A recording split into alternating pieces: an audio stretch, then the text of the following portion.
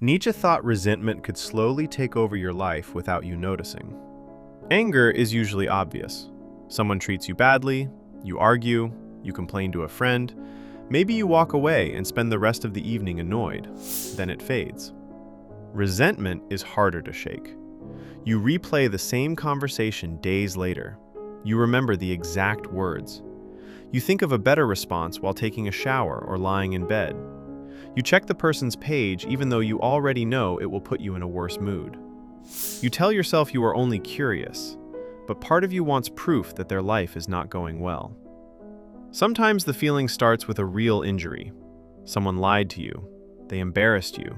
They took advantage of your patience. Nietzsche was not asking you to pretend those things do not matter. He cared about what happens next. The other person moves on, but you keep carrying them around in your head. They are no longer in the room, yet they still take up your time. Nietzsche used the French word ressentiment for this. It is more than ordinary bitterness. It begins when anger has nowhere to go. You do not confront the person. You cannot change what happened. Maybe you do not even want to admit how much it affected you. So the feeling changes shape. It becomes a judgment. Someone gets the promotion you wanted, and suddenly you start talking about how empty career success is. A confident person enters the room, and you decide they must be full of themselves. Someone says no without giving a long explanation, and you call them selfish. Maybe your judgment is partly right. Some ambitious people do become shallow. Some confident people are arrogant. Some people use boundaries as an excuse to treat others badly. But Nietzsche would ask you to look at the timing. Did you always believe this? Or did the belief become useful after someone else got something you wanted? That question is uncomfortable because your opinion may sound reasonable. You may even have evidence, but there could still be something else underneath it. There is an old fable about a fox trying to reach some grapes.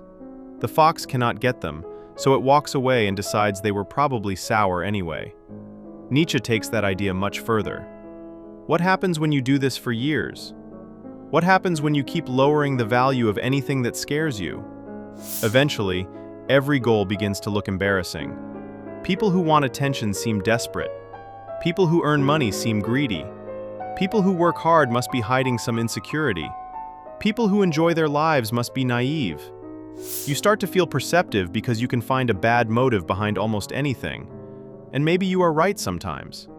But your own life is still waiting. Your work is unfinished. Your decisions keep getting delayed. Your attention remains attached to people you claim not to respect.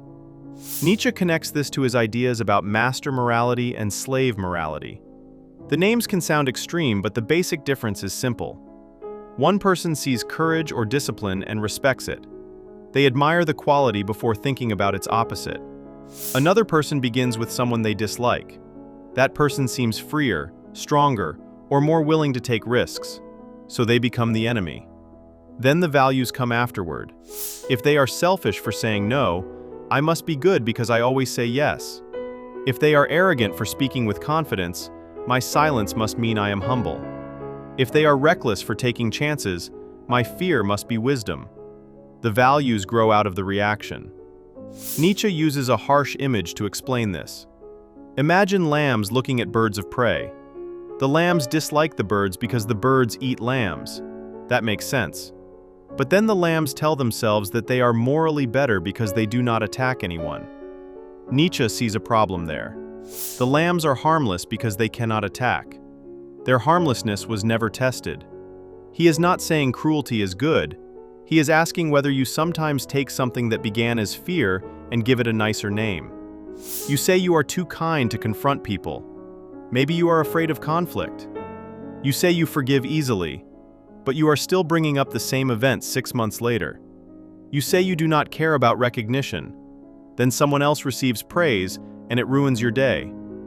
This is why envy can be useful, even though most people hate admitting they feel it. Your envy points somewhere.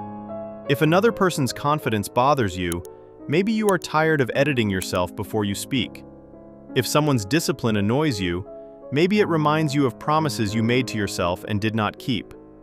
If you feel irritated when someone rests without guilt, you may have tied your worth to exhaustion. The other person may still have flaws. That is not the main issue. Your reaction contains information.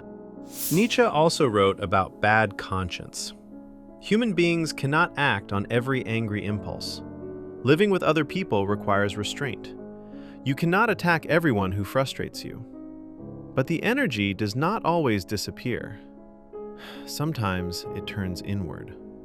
You miss a deadline and start attacking your whole character. You rest for one afternoon and feel guilty for half of it. You scroll through someone else's best moments and use them as evidence against the parts of your life you already feel bad about. This kind of self-punishment can feel productive. You tell yourself that being harsh will finally make you change. Usually, it drains you. Nietzsche links this to what he calls the ascetic ideal. Pain starts to feel meaningful. Burnout becomes proof that you care. Guilt becomes proof that you have standards. A miserable relationship begins to look like evidence of deep love. Then, the pain becomes difficult to release because it is no longer just pain. It has become part of your identity. That is one reason resentment can last so long. The grievance gives your life a structure. You know who hurt you. You know what they should apologize for. You know what they need to understand before you can finally move on. But they may never understand. They may never apologize. They may be having a good day while you are still rehearsing the same argument in your head. Nietzsche is not telling you to forgive everyone. Some people should stay out of your life. You may need to set a boundary and stop explaining yourself. You may need to leave. The question is where your energy goes after that. Does the anger help you make a decision? Does it teach you something about the people you allow into your life? Or does it keep you tied to the same person long after the relationship has ended? This is where self-overcoming comes in. A habit may have protected you once. That does not mean you need to carry it forever. Maybe anger gave you the strength to leave. Fine.